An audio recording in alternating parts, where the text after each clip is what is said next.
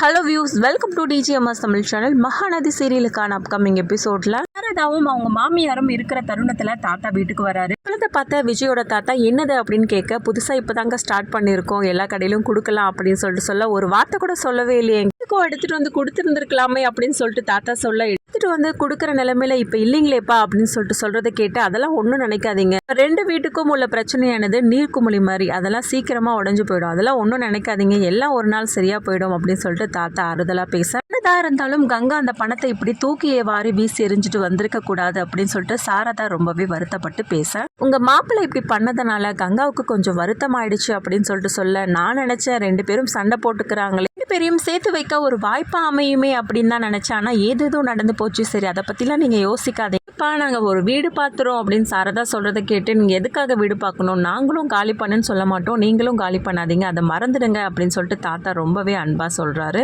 இருந்து போற தருணத்துல எனக்கும் 2-3 கடைகள்லாம் தெரியும், தெரிஞ்ச ஆட்கள்லாம் இருக்காங்க, இங்கேயே வந்து அப்பளத்தை வாங்கிட்டு போயிடுவாங்க அப்படின்னு சொன்னதும், இது ரொம்பவே எங்களுக்கு உதவியா இருக்கும் அப்படின்னு சொல்லிட்டு ரொம்பவே சந்தோஷப்படுறாங்க சாரதா.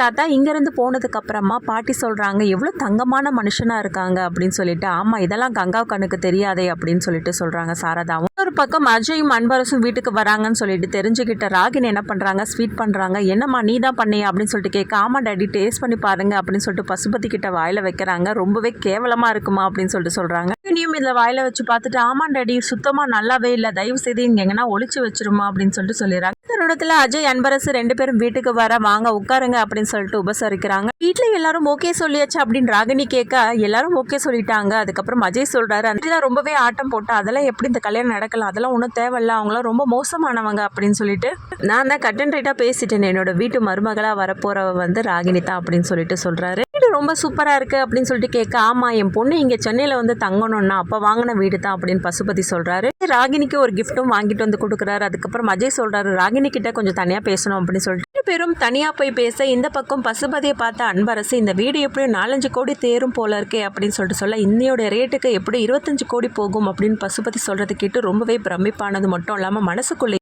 பிடிச்ச புளியங்கொம்பா தாண்டா பிடிச்சிருக்கு அப்படின்னு சொல்லிட்டு அன்பரசு நினைச்சு சந்தோஷப்படுறாரு. அவன் பாட்டியும் இந்த பக்கம் வீட்டுல இருக்க, திடீர்னு பசுபதி உள்ள நுழைய, எப்படி இங்க இருக்கு அப்படின்னு கேட்க, நான் சம்பந்தம் பண்ண வந்தேன், எங்க சம்பந்தம் பண்ண வந்தேன் அப்படின்னு சொல்லிட்டு கேட்க, உங்களோட மாப்பிள்ள விஜய் இருக்காரு, அவரோட தம்பி அஜய்க்கு தான் என்னோட பொண்ணை வந்து சம்மந்தம் பேசி முடிச்சிருக்கேன் அப்படின்னு சொல்றதை கேட்டு ரொம்பவே அதிர்ச்சியாகி போற ஆட்டியும் சாரதாவும். தம்பிக்கு நல்லா தெரியும் உன்னை பத்தி, அப்படிலாம் சம்மந்தம் எல்லாம் பேச மாட்டாரு அப்படின்னு சொல்ல, நான் என்ன பொய்யா சொல்றேன், சீக்கிரம் எப்படி நான் உங்களை விட்டு போயிடுவேன், என் பொண்ணு இந்த வீட்டுக்கு மருமகளா வரட்டும், அதுக்கப்புறம் இருக்கு அந்த காவேரிக்கு அப்படின்னு சொல்லிட்டு ரொம்பவே சவால் விட்டு போறாரு.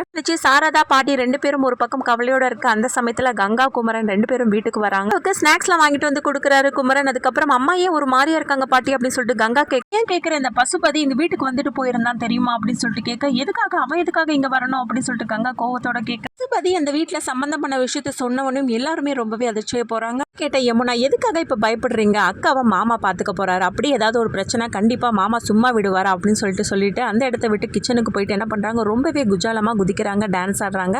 ராகினி நினைச்சுதான் நான் கொஞ்சம் பயந்துகிட்டே இருந்தேன், ஆனா இப்ப எனக்கு ஃப்ரீ ஆயிடுச்சு, நிவின் எனக்கு தான் அப்படின்னு சொல்லிட்டு ரொம்ப சந்தோஷப்படுறாங்க. இதோட இந்த எபிசோடையும் வந்து முடிச்சிருக்காங்க.